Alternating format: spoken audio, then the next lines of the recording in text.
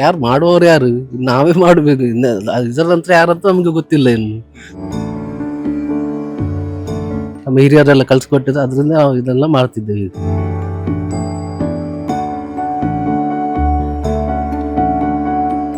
ಈಗ ಉರಿಯಾಗೆಲ್ಲ ಸಿಗ್ತದ ಹೇಗೆ?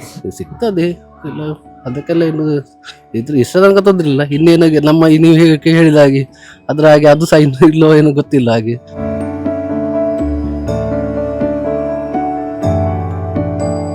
ಹಿಂದಿನಿಂದಲೂ ನಮ್ಮಲ್ಲಿ ಹಲವಾರು ಕಲೆಗಳನ್ನ ಸಾಂಪ್ರದಾಯಿಕ ಕಲೆಯನ್ನಾಗಿ ಬೆಳೆಸಿಕೊಂಡು ಬಂದಿದ್ದು, ಅವುಗಳಲ್ಲಿ ಒಂದು ರಥ ಕಟ್ಟುವ ಕಲೆ. ನಿಗದಿತ ವಿನ್ಯಾಸದಲ್ಲಿ ಶಿಸ್ತುಬದ್ಧವಾಗಿ ಒಂದಷ್ಟು ಪರಿಕರಗಳನ್ನ ಬಳಸಿ ಕಟ್ಟಲಾಗುವ ರಥ ಜಾತ್ರಾ ಮಹೋತ್ಸವದ ಸಮಯದಲ್ಲಿ ದೇವರ ಮೂರ್ತಿಯನ್ನ ಹೊತ್ತು ವಿಜೃಂಭಿಸುತ್ತದೆ.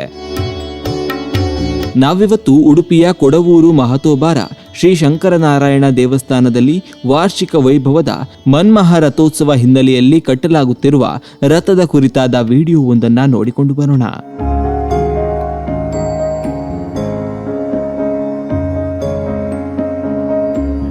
ವಿಶೇಷವಾಗಿ ರಥದಲ್ಲಿ ಕೂತಿರುವಂತಹ ದೇವರನ್ನು ನಾವು ದರ್ಶನ ಮಾಡಿದ್ವಿ ಅಂತಾದರೆ ಎಷ್ಟೋ ಜನ್ಮಗಳ ಪಾಪಗಳೆಲ್ಲ ಪರಿಹಾರ ಆಗ್ತದೆ ಅಂತ ಶಾಸ್ತ್ರದಲ್ಲಿ ತಿಳಿಸುವಂಥದ್ದು. ಹಾಗಾಗಿ ಎಲ್ಲ ಭಕ್ತಾದಿಗಳು ಕೂಡ ಒಳಗಡೆ ಬಂದು ದೇವರನ್ನು ನೋಡಲಿಕ್ಕೆ ಕಷ್ಟ ಆಗ್ತದೆ. ಹಾಗಾಗಿ ಅವರನ್ನು ಒಂದು ದಿವಸದ ಮಟ್ಟಿಗೆ ಹೊರಗಡೆ ತಂದು ಆ ರಥದಲ್ಲಿ ಕೂಡಿಸಿ ಎಲ್ಲ ಭಕ್ತಾದಿಗಳು ಕೂಡ ಸೇರಿಕೊಂಡು ಆ ರಥವನ್ನು ಎಳೆದು ದೇವರನ್ನು ಆರಾಧಿಸುವಂತಹ ಭಾಳ ವಿಶೇಷವಾಗಿರ್ತಕ್ಕಂಥ ಕಾರ್ಯಕ್ರಮ ಆ ಮಹಾ ರಥೋತ್ಸವ ಕಾರ್ಯಕ್ರಮ.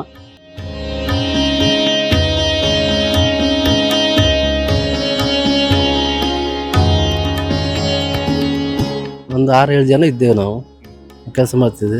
ಈಗೆಲ್ಲ ಮಾಡುವವರು ಇದ್ದಾರೆ ಕೆಲಸ? ಇಲ್ಲ, ಯಾರು ಈಗ ಯಾರು ಮಾಡುವವರು ಯಾರು? ನಾವೇ ಮಾಡಬೇಕು. ಇದರ ನಂತರ ಯಾರಂತ ನಮ್ಗೆ ಗೊತ್ತಿಲ್ಲ ಇನ್ನು. ನಮ್ಗೆ ಇದ್ದೇವೆ ಮಾಡ್ತಾ ಇದ್ದೇವೆ ನಾವೀಗ.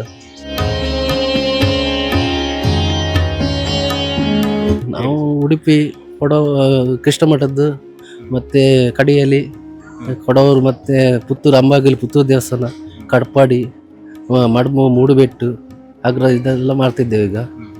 ಹೇಗೆ ಕಲ್ತಿರಿ ಸರ್ ನೀವು? ನಮ್ದು ನಮ್ಮ ಊರಿಂದ ಹಿರಡ್ಕ ದೇವಸ್ಥಾನ, ಹೀರಬಾದ್ರ ದೇವಸ್ಥಾನದ ಅದರಲ್ಲೇ ಎಲ್ಲ ನಮ್ಮ ಹಿರಿಯರೆಲ್ಲ ಕಲ್ಸ್ಕೊಟ್ಟಿದ್ದು, ಅದರಿಂದ ನಾವು ಇದೆಲ್ಲ ಮಾಡ್ತಿದ್ದೇವೆ ಈಗ.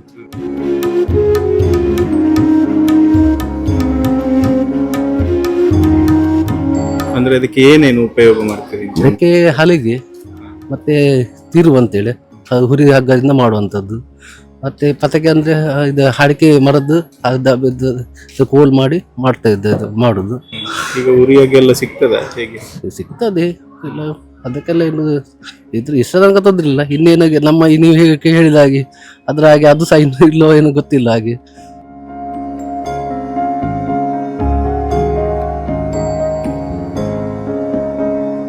ಈಗ ಹುಡುಗರೆಲ್ಲ ಬರ್ತಾರಂತ? ಬರ್ತಿದ್ದಾರೆ. ನಮ್ಮ ಕೆಲವರು ಕಲಿಬೇಕಂತ ಹೇಳಿ ಕೆಲವರು ಬರ್ತಿದ್ದಾರೆ, ಈಗ ಮಾಡ್ತಿದ್ದಾರೆ, ಈಗೆಲ್ಲ ಮಾಡ್ತಿದ್ದಾರೆ ಈಗ ಕೆಲವರೆಲ್ಲ.